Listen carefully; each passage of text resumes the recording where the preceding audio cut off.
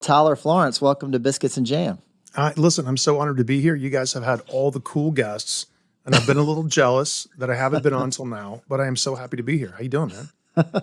I'm doing great. I know you've got your own podcast, don't you? Yeah, we have a podcast called Two Dudes in a Kitchen. It's on iHeartRadio, and we're in our second year right now, so it's kind of fun. I love live broadcasts like this. It's so nice because I'm sure similar to you, when you see the colleagues and even chefs that you admire, when you're at an event, you get like this little 5-minute window at the shrimp cocktail counter to say hello, but you never get an hour to sit down and talk to somebody. Right. So I love this platform. Yeah, I do too. Congrats on the new cookbook. It's called American Grill, Thank you. and it looks great. I haven't actually seen a physical copy of it, but I've seen the PDF. There it is. Yeah. Yeah, thank you. I just got the first box in, and we worked on this for about a year. And I got to tell you, the photography is just stunning. And it's really all about mastering your barbecue outside. And this is really how, honestly, I love to cook. Because we have kind of two sides to the coin of our cooking styles. So it's what we do at the restaurants, and that's generally for like the art of it all. It's like really kind of beautiful, fancy food that you want to pay $45, $50 a plate for. Like it's great, Michelin caliber, great. And there's how I cook at home, and that's usually kind of more towards like our Food Network voice, which is great simple cooking that you can make this weekend. And I love firing up the grill. So this is my 17th cookbook.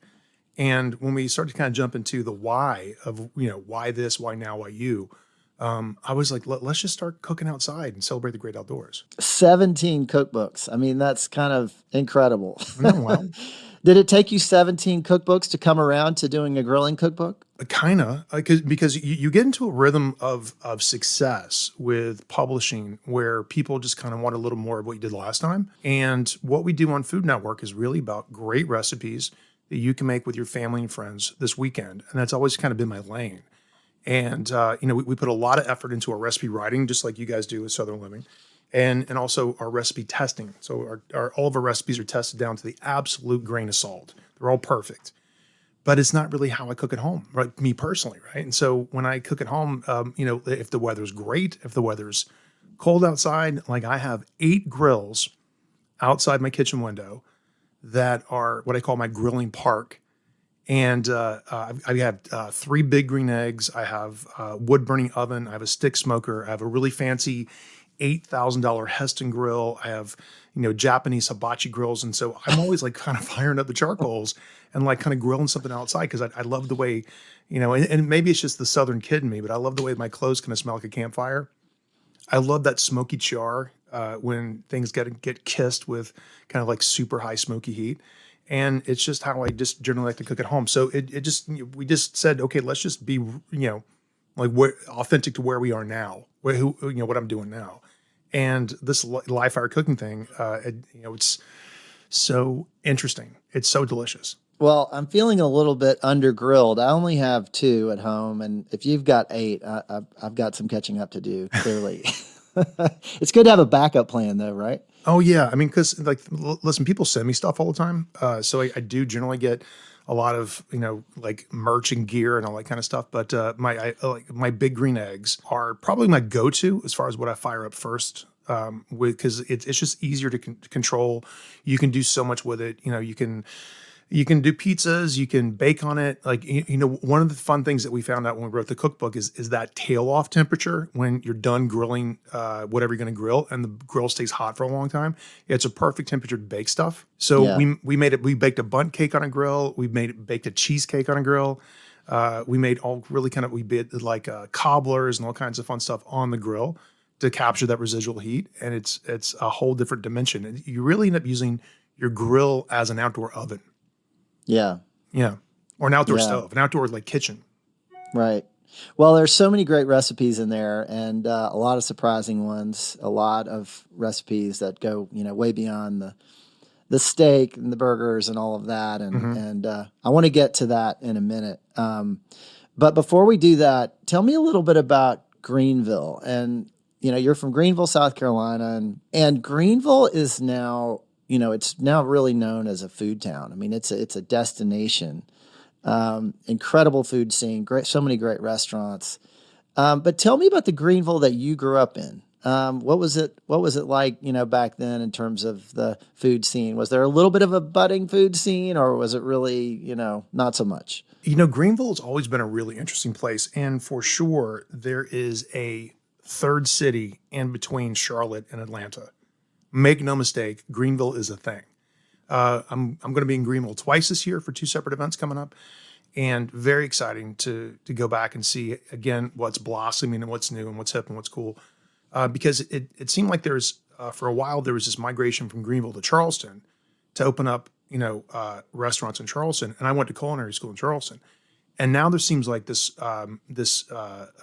exodus from Charleston for restaurants to open in Greenville because it's has such a budding industrialized community with all the industries, right? So BMW North America is there, Michelin North America is there.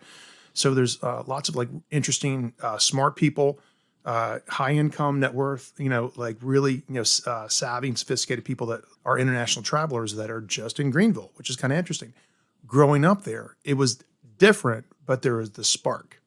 There was always the spark. So I was born in Columbia, and then moved to Greenville when I was about, I guess, maybe 12 months old or so. And then grew up in, just like the public school system in Greenville. And then started working in restaurants when I was 15 years old. My first restaurant experience was a dishwasher at the Fish Market off of East North Street in the Loman's Plaza Shopping Center. If this is connecting with anybody, because I don't even know if this exists anymore. But it was that moment where I really had found my tribe, and I knew exactly what I wanted to do for a living. I knew who I was as a young man. Like I really just wanted to work in kitchens. I loved hospitality. I loved the theater of the showtime of, the first service and the first reservations rolling in. And I felt like I belonged in a lot of ways. Yeah. So that was back in like the early 90s. I'm sorry, early 80s.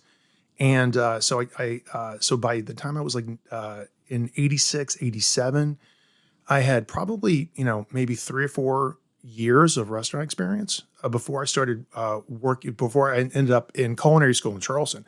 So I worked at Ristorante Bergamo on Main Street, which is a great Italian restaurant. Nello Gioia, I think he sold it a couple years ago, but that's still there. And that was a really amazing restaurant. I also used to wait tables at Audie's Dutch Cafe. So this continental and, this global sort of position that Greenville seems to uniquely have. I got a little chance to taste, different cuisines and different sort of management styles and different personalities and that kind of thing. And again, I just loved all of it. Loved the hum of the restaurant, loved the high touch of, being in the hospitality business. And it really sort of transformed my whole life. And you could tell that, and it was a different time. It was like the height of REM as a band. It was like that Athens music scene that was really starting to come online. And I enjoyed it. I mean, my friends that I grew up with are still really good friends now, and we keep up with each other. And Greenville's just always such a super special place, and it just always feels so connected. Every time I go back, it always feels like home to me. Although I've been here in Northern California for almost 12 years now. Well, and Greenville's got all those great connections to farmers and farmers markets, and it just seems like there's so much access to fresh vegetables and all of that. That's really fueled it too. Mm-hmm. It sure is. So Tyler, what about at home? Tell me about the cooks in your family and who was kind of inspiring to you as a cook growing up. Well, my dad was the youngest of 8 kids growing up, and we always had some big event to go do every weekend. Every weekend was somebody's thing. It was, because the youngest of 8 kids, and all of a sudden we have lots of cousins and lots of aunts and uncles. Every weekend was some big event that we would cook for, and pack up some covered dishes and take it to somebody's potluck supper someplace. It was somewhere between South Carolina and Lincolnton, Georgia, where my dad's from. And we were always just sort of role playing this kind of restaurant thing, which is really kind of nice. So, and my dad's a really good cook. My mom's a really good cook. My grandparents are both really inspirational for me as a chef, because when I start thinking through those memories and especially those aromas when you walk into a Southern kitchen, that immediately just takes you back. Have you seen Ratatouille? Of course you have, right? You know the movie? Oh, sure. Yeah. Oh, yeah. So that movie, that point where Antoine Ego, the critic, tastes ratatouille, and he goes into his mind's eye. And he goes rocketing back into his childhood. Yeah. Yeah, and he skinned his knee, Yeah. and his mom made him some ratatouille. I have those moments all the time where, you start to smell something really kind of wonderful in a true Southern kitchen. And that's like, collard greens cooking down on the stove with a big ham hock for hours. Or you smell that undeniable aroma of really good fried chicken, or like smothered pork chops, or, my dad's really good meatloaf, which is kind of fun. So I think a lot of those Southern moments really connect me as a chef. And when you go to my restaurants in San Francisco, you can tell there's a Southern kid in the kitchen. We always have deviled eggs on the menu for sure. It always feels like a church picnic. We add black truffle to it, so it's a little fancy, but still it's a really good deviled egg. And then at Wayfair Tavern, our signature restaurant here in San Francisco, fried chicken is on the menu, and it's such a huge hit. Food and Wine magazine said it was the 9th best fried chicken in America. and we did about $11 million in sales last year, and it's a fourth of our product mix. So wow. The restaurant was built off fried chicken. So you can take the boy out of the South, but you cannot take the South out of the boy. I was going to ask you that question. And, as someone who grew up in the South and spent so much of your life there, and now you've been in California for a long time, and, whether you were bringing some of that Southernness to your restaurants. There's always that sort of genteel level of hospitality that I think the South is really good at. We do hospitality really well, and I think the charm and the charisma of being raised really well by great parents, they makes all the difference in the world. And there's a distinctive personality trait that I think being Southern, I think just it is who I am as a person. And I am a Southern gentleman, and so I think kind of carrying that through with all of our restaurant stuff, it feels, it's genuine. And I love what I do. I'm 53 this year, and we have 5 restaurants in San Francisco. We have our 6th restaurant in Hawaii. We just opened up Miller and Lux at the Four Seasons Hualalai. Thank you very much. And I think me being Southern and who I am as a person is directly noticeable the second you walk into our restaurants. Our hospitality is so on point. Like, we're genuinely excited to have you in our restaurants. And I think that's just part of my upbringing. Well, I saw, or I heard that you were talking on one of your episodes of Two Dudes in a Kitchen, and you were talking about table manners pretty recently. Mm-hmm. And the importance of table manners and what they are and what that means.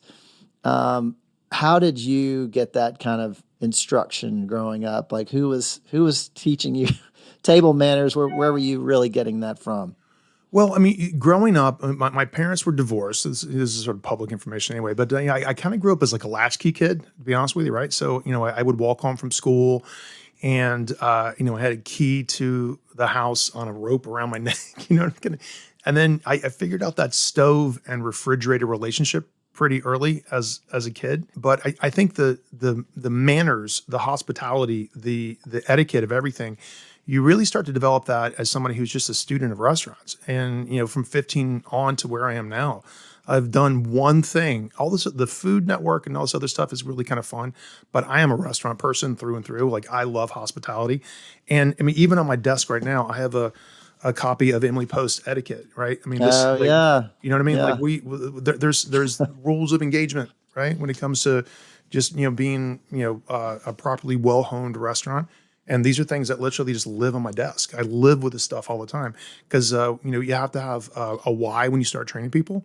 You have to have sort of an ethos of the restaurant business itself. And so, and that just, when you have a fine-tuned machine with lots of hospitality folks who just love what they do for a living, that's got to come from someplace. And with our company, it comes from me. And, we just try to get better every single day. Yeah. I want to talk about the grill that you kind of grew up with. You had a great line in the book where you said you grew up with barbecue sauce in your baby bottle. Mm-hmm. So, it's clearly something that goes back to the early days. But, what was happening on the grill? I mean, was your dad, grilling a lot when you were growing up, or what was your kind of early exposure to that? Yeah, he sure was. My dad always had a really great grill. And I remember my dad like smoking turkeys when I was a kid for Thanksgiving. Yeah. And when we were growing up, there was a barbecue place, and I'm blanking on the name of it because I haven't thought about it forever. But there was a barbecue place, and I'm sure it's closed down now, but there was a barbecue place just outside of Lincolnton, Georgia. So when we would go see my dad's mom, we would always stop and pick up a couple of quarts of shredded pork shoulder. And he would actually smoke 2 whole hogs every weekend. And it was just some place that we stopped off at. And so those kind of early food memories are really ultimately what I crave. I crave that all the time. I think barbecue is one of the world's greatest food concepts, specifically American style barbecue. And then we can kind of jump into all that because, the Carolinas are really good at it. But then you get Texas, and that's just the pinnacle of it. It is what it is. You know what I mean? Texas does barbecue better than anybody else. And once you get there, and you taste the stuff, that's distinctive, super high technique, super high quality products that you just can't get anywhere else in the world. So if you went to France and you went to a beautiful auberge and you had an amazing sort of French experience with like escargot and frog's legs and foie gras, and you felt like, okay, I've had a distinctive, beef bourguignon, a distinctive French meal. I think a barbecue is a distinctive American experience. And I think it's so unique. It's so interesting. And it's really what sort of the new part of my emerging personality, because it's kind of what I do at home all the time anyway. And I'm such a student of it and such a fan of it that we're kind of going there. So this summer, we're actually launching a 8-city barbecue festival called Masters of Fire. And our first festival is at the Paso Robles Wine Fest in sort of Central Valley, California. And myself and 5 other live fire chefs are going to be slinging it out for a bunch of folks. We're going to be doing slow smoked Wagyu beef rib with black truffle potato salad and green peppercorn salsa verde. We're also going to do a banana pudding because you can't, if you're from the South, that is what it is, right? You got to make good banana pudding with barbecue. You got to have it. You got to have it. The rootstock of who I am as a person is deeply rooted in Southern cuisine and Southern culture. There's no doubt about it. And then once you get to other parts of the country and you sort of filter in other experiences, it evolves a little bit. But make no mistake, where I come from and the food that I love and what I like to think about and what I like to inspire other people about comes from the South. There's no doubt about it. It's the best food in the world. You might have some North Carolina people challenging you on that Texas barbecue comment. It's not some Tennessee people. Yeah. Let's go. We should, let's do it. So we go to the Memphis in May Festival every year. So we get a chance to try lots of different barbecue from all over the place. And all these things are distinctively different. Like, North Carolina is about whole hog. South Carolina is about pork shoulder, right? They have sort of a similar barbecue sauce style, sometimes a little different. You get down to Alabama, they've got the Alabama white barbecue sauce, which is great. You go into Tennessee, right? Eastern Tennessee is still whole hog. You go out to Western Tennessee towards Memphis and stuff like that. It's ribs, right? And they're dry rubbed, right? Which is really kind of interesting. Charcoal smoked and dry rubbed. It's nice. It's good. What I think is really interesting is the St. Louis barbecue scene, which is distinctively German. So there's Anheuser-Busch of St. Louis, Missouri. There's lots of German sort of food cultures that have sort of landed and propagated in St. Louis, and they make they make ribs. When I had it, I'm like, oh my God, this is so weird. They seasoned ribs with paprika, and then they served it with applesauce. What is that? I don't know. The applesauce would not be my first choice, but you got to have an open mind. No, but it was really good. But it's just barbecue that's just different, right? It's barbecue that's different. Then you go into Texas, and it just becomes like holy at that point. It's just like because I was just there last week. I was down at Johnson Space Center in Houston. I'm working on a program with NASA, and there's like Truth Barbecue out of Houston. Whoa. Like they do everything. I mean, the beef ribs, turkey, sausage, ribs, pork shoulder, laser execution on everything. The side dishes are fun and creative and the presentation, the slicing, the fanning, the platter that comes out, the big tray. Oh my God, that's so good. And when you go to like the Carolinas, like it's about pork barbecue that's chopped up, right? And you make a sandwich out of it. And I'm not dissing anything. It's great. I love it. It's all special. Well, it does seem like there's a little bit of a barbecue renaissance happening, for lack of a better word. I mean, it's just there's so much good barbecue out there right now. There really is. Craft barbecue is a thing right now. So many different kinds and so many different unique spins on it. It's a good time to be a barbecue fan. Mm-hmm. All right, so I want to get into grilling a little bit more, Tyler. So, the one thing that everybody is doing. It's grilling season and people are cooking steaks, right? You've got a big steak on the cover. What's your and I guess there's a million ways to do it. But, if you were to kind of give someone some advice on they're going to cook, let's say, a New York strip, what's kind of the tried and true, no recipe to follow, but like what would you tell them to do to make it just right, just perfect? And inside American Grill, we cover all of that, which is one of the things that I think from a language perspective, from a recipe writing perspective, we're really good at one-on-one. Like we're really good. Like if you want the basic technique of how to make something perfect, I'm great at that. And we cover all of that inside the book. How do you cook a steak? Big question, right? And there's some good rules to follow for sure. And I think most importantly is you've got to have a grill set up with 2 temperature zones, like we talked about a second ago. So we like just good charcoal. Give yourself plenty of time for the charcoal to come up to temperature, and then begin to cool back down again, so it's nice and evenly distributed. So it's not a hot spot, right? So you want to make sure you've got you can really hold your hand over the hot part of the grill and have to pull your hand away, so it's that hot. If you had a laser thermometer on top of it, probably be around 800 degrees. You want it hot, right? But even, right? So let the coal ignite.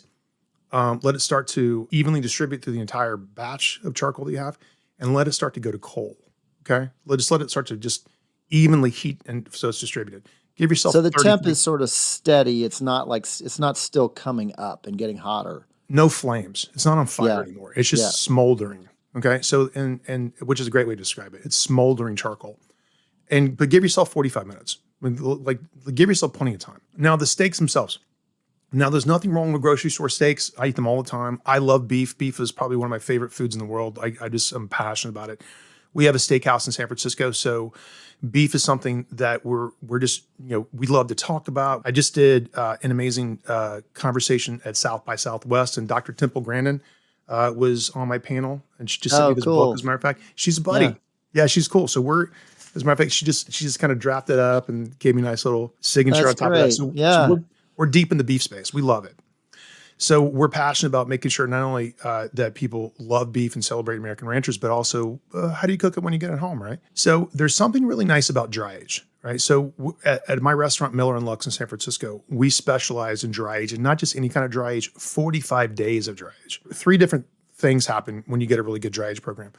The water weight loses itself by about 25%. So they'll dry age a whole primal, right? So if it's a ribeye, it's going to be what they call a 109 loin, which is basically kind of a 7 rib whole section. It's like bone-in ribeye uncut. And so that'll go into a dry aging room that is climate controlled, and it'll dry age for 45 days, and like I said, it'll lose about 25% of the water weight. So that just concentrates the flavor, I'm guessing. Bang! When you're cooking, water is always the arch enemy of a cook. The water is what you want to get out. The water is in between you and the soul of whatever you're cooking. When you're sautéing something, when you're reducing something, the steam that's coming out is the barrier between the raw product and deliciousness. Is the water. You want to get it out, right? You don't want to overcook it. You don't want to dry it out, but you want to begin to pull the water out, right? So the dry age has a deeper concentration between the protein and the fat, and you lose the flabby water weight. Now, when you taste a grocery store steak, and the next time when you taste a steak you buy at the grocery store, and it tastes flabby and wet, you'll know what I'm talking about. And not that it tastes bad or anything. It's not like the high art of it all. So if you can find a great dry aging program, like with a butcher shop or somebody's really specializing in that, that's something you want to go for. The dry age is just amazing. And worth paying a few extra bucks if you're gonna invest in a steak. Like, why not spend a few extra bucks and get the dry aged one? Exactly, for sure. Yeah. Now the next thing that happens, which is really interesting, is the enzymes are starting to break down on the inside of the steak. The steak becomes incredibly tender, which is beautiful, right? So you get this like meltingness, almost kind of spoon soft texture of the beef, which is just spectacular. Now the third thing that happens, which is arguably the most important, is the bloom on the outside of the steak starts to smell like charcuterie, right? Starts to smell like beef salami. It's the same bloom that happens on camembert, on brie cheese, on really great charcuterie, and it has this really spectacular umami flavor profile, which is just incredible. So those are the three things you're kind of looking for with a really good steak. Dry age, 38-day is really nice. 45 is wow. Anything more than that is kind of overkill, but 45 is the pinnacle. Now, you want to make sure that your steak is as dry as possible. So when you get your steak, even if you get a grocery store steak, and again, there's nothing wrong with that, you want to take it out of the package and you want to try to pat the outside of the surface of the steak and just get it as dry as possible. Because if it feels wet to the surface, the moisture content in the water will begin to steam before the steak begins to brown. Okay? So you want it to brown before it has anything to do with anything that feels like water. So if you can pull off as much water off the surface, you're going to get a better sear and you're going to get a better flavor profile. And so there's, again, the three things, right? The dry aging is really special if you can find it. Water weight's really important. You want to try to get that out because it's a tighter density between the protein and the fat. It's also much, much, much better flavor, right? Then, so the last thing is to season it, right? And I like to season with just salt. If you got a great piece of meat, I like no pepper. Pepper will burn, okay? Pepper burns at a high heat. I like pepper. I like fresh cracked pepper at the end. But I only season with salt. So a little bit of olive oil on the surface of the steak also improve the browning. But then also that gives the salt something to stick to on the steak itself. So a little bit of olive oil, nice piece of steak, good sear. If you get a little flame up, keep moving it around, right? And then you want to flip it over a couple of times. Try not to mess with it too much. Obviously, if you're getting flare-ups from the fat dripping on top of the coals, just kind of move it to a slightly cooler spot. But again, you want the color. And then you want to move it over to the cooler side. So you've got all your charcoal piled up in one side of the grill. Don't put it evenly distributed from one end to the other because you got nowhere to run. If you're moving around sort of a nice cut that's got a little bit of fat on top of it, you're going to get flare-ups everywhere you want to go. So if you've got all the charcoal kind of piled up on one side, your hot zone, you get the color there and you move it over to the cooler zone without any necessary charcoal underneath that. Then you can begin to roast and then close the lid and just let it cook. You get nice and smoky, really kind of wonderful flavor profile. But that to me is like one-on-one on how to cook a great steak. And what's the temp? Like, when you close that lid? Yeah, a really, really hot temperature. And we like to get into like details, that kind of stuff, right? So if you have a laser thermometer, and those are, if you're a geek in the kitchen like me, like sometimes those things are fun to have around because how hot is your oven, right? Sometimes the calibration in an oven will kind of fall off a little bit. And so if you have an instant read laser thermometer, it's going to tell you exactly what it is. But a screaming hot grill is generally around 800 degrees. That's a screaming hot grill, all right? And then when the cooler side of the grill is probably going to be around like 400, 450, 500. And that's still pretty hot too. But when you close the lid, you're grilling, you're cooking with high heat anyway. But the difference between 800 degrees, which will burn something, and 500 degrees, which will kind of like hot roast something, is kind of night and day, right? Yeah. So and then to me, when I serve a large cut around the holidays, specifically beef, I try to take it to medium. I know it kind of feels controversial, specifically coming from a chef who's like everything needs to be medium rare.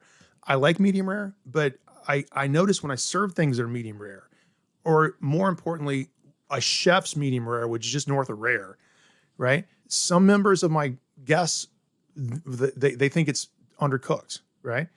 Yeah. So my position on this, if you're cooking for a big group of people, take it to medium, okay? That's going to be about a 132, 135 temperature, and take it out and let it rest, right?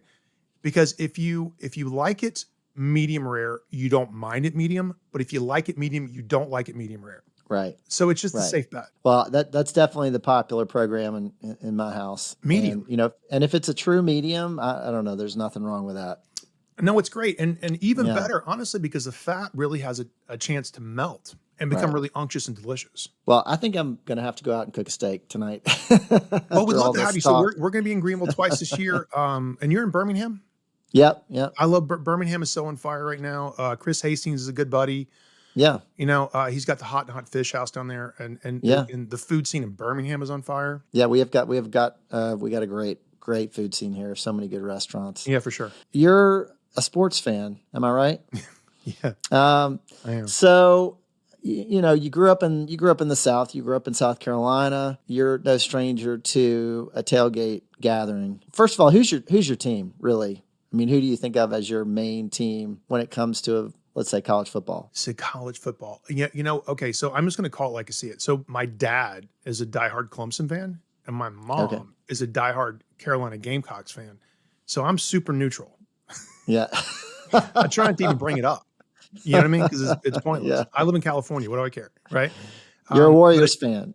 well, love the Warriors. So Miller and Lux, our steakhouse, is at the Chase Center, home of the Golden State Warriors, and the Golden State Right. Warriors are my business partner in that steakhouse. So we love basketball for sure, and I'm following although unfortunately we're out of the playoffs right now, but basketball is probably my number one sport. And then after that, I really like baseball. I grew up as an Atlanta Braves fan. Big time. Back in like the late 80s, when they were, America's team with like Yeah. Chris Chambliss and Dale Murphy and Joe Torre was the coach, and there was like the America's team kind of era, and I just love baseball. Big Giants fan now, although I wish we had a better roster. When it comes to food and sports, are like peanut butter and chocolate. Those two things taste great together, right? Yeah. On last week's episode of Two Dudes in the Kitchen, we started jumping deep into the hot dog world, right? Because I've got some thoughts on that too. But when it comes to tailgating, listen, there's so many great things that you can do to make something really kind of special. Because again, I think that's that moment, right? Like you're just connecting the dots with friends, getting together to something you're going to go do and enjoy, and this really kind of fun pseudo camping environment. There's lots of really kind of fun grills that you can take out and take on the road with you, smaller grills, which are kind of cool. And so to me, we're just firing up the grill one more time. Coming over to your house is probably a pretty popular program whenever you're throwing a we talk about tailgate. this all the time because my kids, I have teenagers now, and they have lots of friends and parties at the house all the time. I just insist on cooking because I think the kids are going to go back to their house and their parents are going to ask them, "Oh my gosh, you went to Tyler Florence's house. What did he make?" And you can't say we put out a bowl of Cheetos. Yeah, you got to deliver. Yeah, I mean every time. So I mean it's a gift and a burden, but I love what I do, man. I really love what I do, and I love the connection at it. And it's been this lifelong gift of just making people happy, and we get a chance to give joy for a living, professionally, and I just can't think of any higher cause of what you'd ever want to do, with your life. Well, I wanted to ask you about that.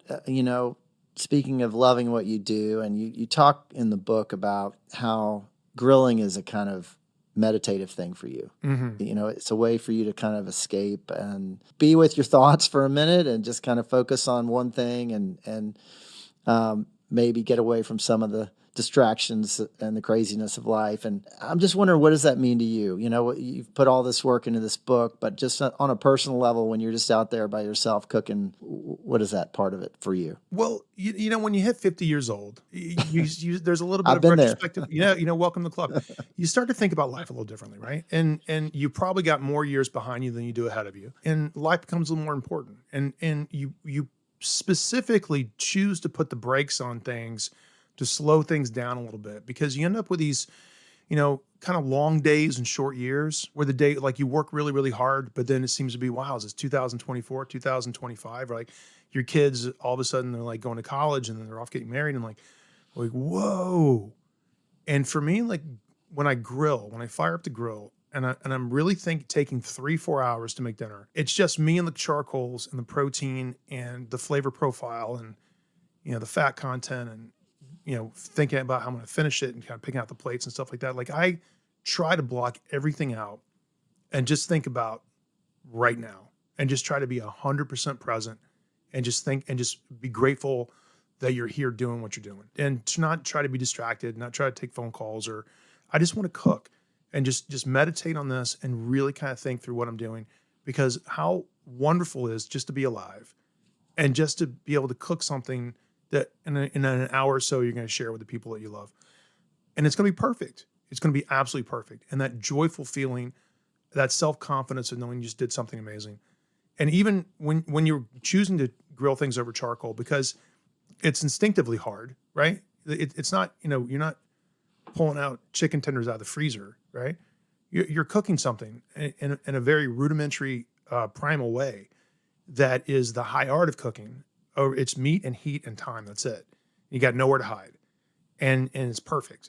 And to me, it's just one of those moments where I feel like I'm connecting with something, And in a world where things can feel like everything's out of your control sometimes things like you just feel like, okay, wow, I'm just kind of rolling with it today or rolling with it this week, or this is what happened today, right?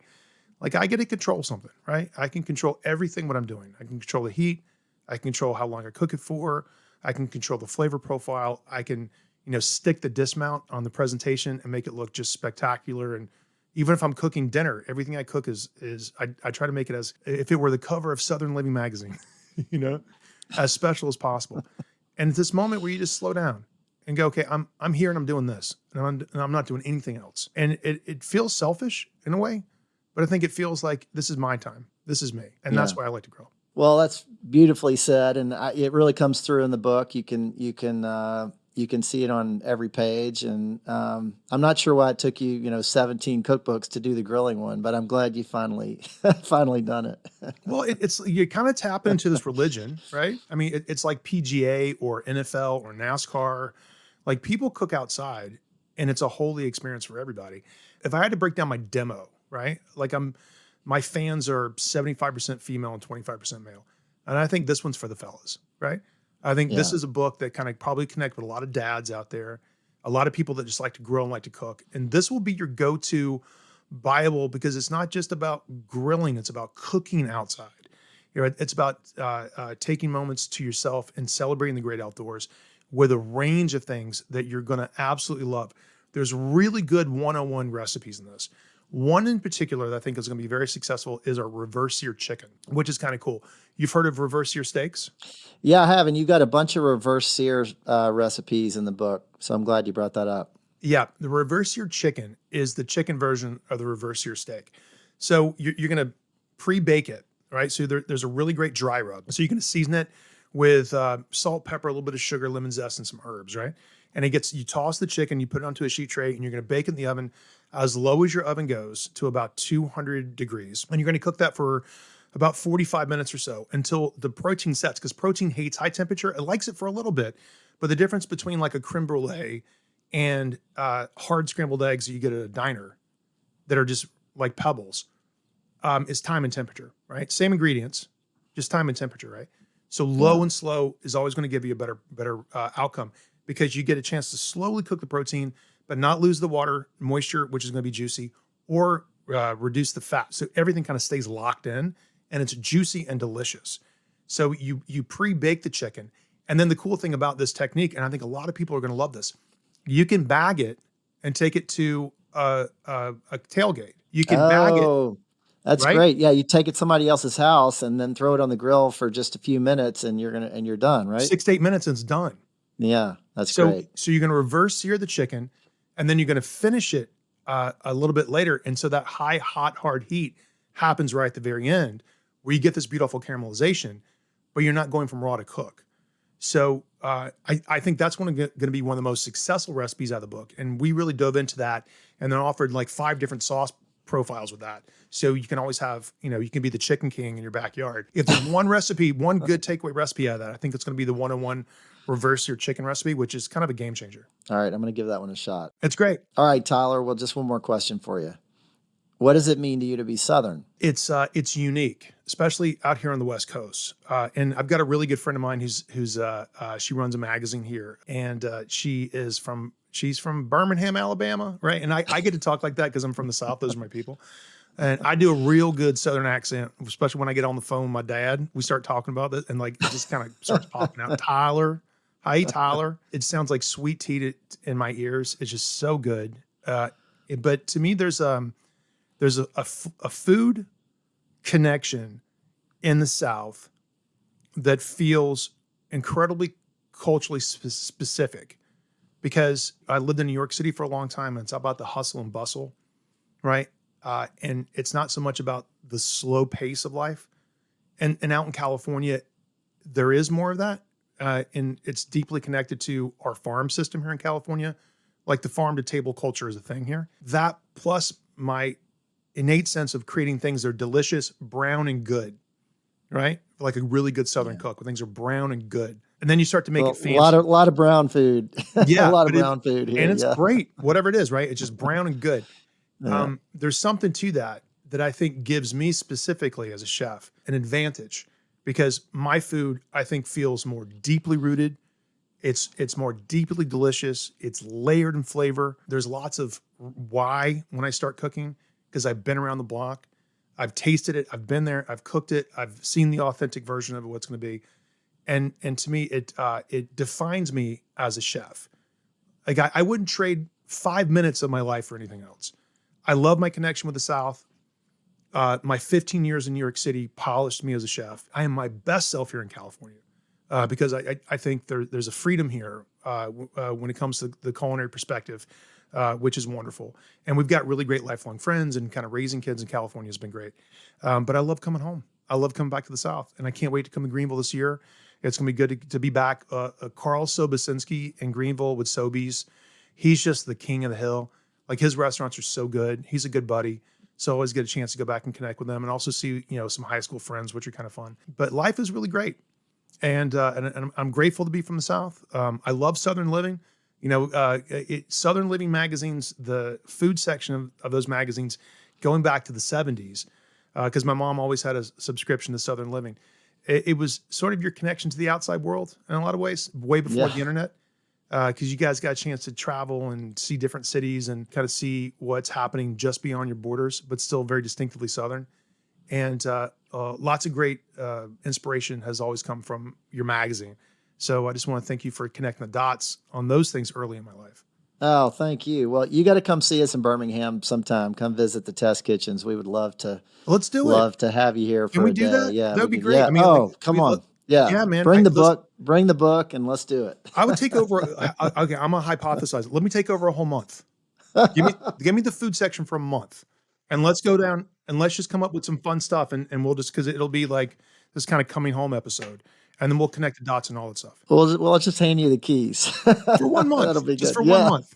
It'll be, sure. Yeah, it'd be great. And then we'll make it really, we'll connect the dots. We'll ask readers what they want to cook, and we'll come up with some great recipes, and we'll make it a very kind of collective experience. But that would be wonderful. All right. We got some planning to do, I love Tyler. that. That sounds great. Well, hey, man, congrats on the book and the restaurants and the tour and everything. And thanks so much for being on Biscuits and Jam. And thank you so much for having me. It's a great podcast. Congratulations on all your success here. And thank you, everyone, for listening. So a couple things to pay attention to. The Great Food Truck Race is coming out. Season 17 drops in June. It's the #1 show on the network all summer. This is my 27th year on the network with Food Network. So thank you so much for everyone listening. Crazy, right? 27 years. And so thank you so much for everybody listening to, for being a part of that journey. And if you're ever out in San Francisco, we'd love to feed you in our restaurants, and make sure you check out American Grill. It's going to be your new favorite outdoor cookbook. You heard it here on Biscuits and Jam. Right on. Thanks, Tyler. I appreciate you. Thanks, everybody.